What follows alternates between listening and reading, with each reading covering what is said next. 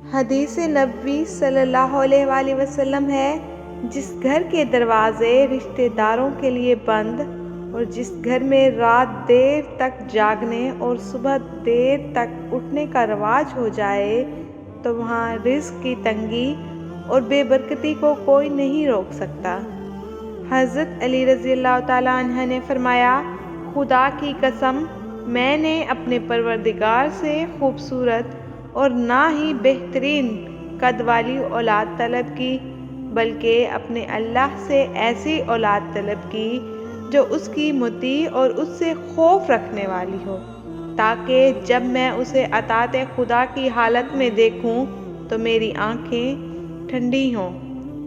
پہلے سونا آسان تھا، لائٹ بند ہوتے ہی نیند آ جاتی تھی، لیکن اب جب بھی ہم سونے کے لیے اندھیرا کرتے ہیں، سوچ کی موم بتیاں صبح تک جل رہی ہوتی ہیں۔ رشتے گھڑی کے الارم نہیں ہوتے کہ جب چاہا سیٹ کر لیا، بعض رشتوں کے نام نہیں مقام ہوتے ہیں۔ دکھ تکلیف میں ساتھی بننا پڑتا ہے، راہیں جدا تو کوئی بھی کر سکتا ہے، راہیں ملانا کسی کسی کو آتا ہے۔ ہم ہمیشہ اپنی غلطیوں سے زیادہ اپنی شرافت کی قیمت ادا کرتے ہیں۔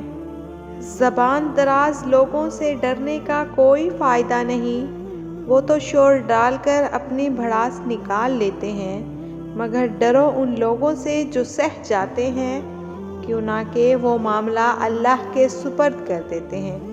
جہاں ناانصافی کی گنجائش نہیں ہوتی، وہاں دیر ہے اندھیر نہیں۔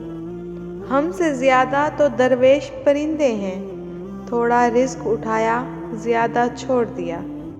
کمزور لوگ ہمیشہ بدلہ لیتے ہیں، مضبوط لوگ معاف کر دیتے ہیں، ذہین لوگ نظر انداز کرتے ہیں۔ ہر شخص کو راضی رکھنا منافق آدمی کا کام ہے۔ باضمیر اور بااصول لوگوں سے اکثر لوگ ناراض اور ناخوش رہتے ہیں۔ جو وقت گزر گیا اس کو یاد کر کے کچھ اصول بنا لیں، جو وقت باقی رہ گیا ہے وہ بہتر ہو جائے گا انشاءاللہ۔ حضرت علی رضی اللہ تعالیٰ عنہ نے فرمایا، بے فکر ہو جاؤ، اللہ مخلص دلوں کے ساتھ ناانصافی نہیں کرتا۔